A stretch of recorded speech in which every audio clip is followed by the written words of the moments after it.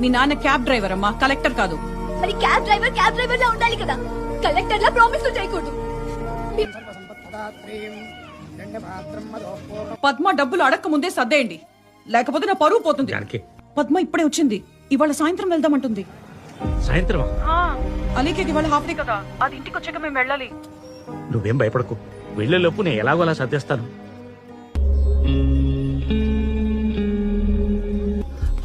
చెప్పు.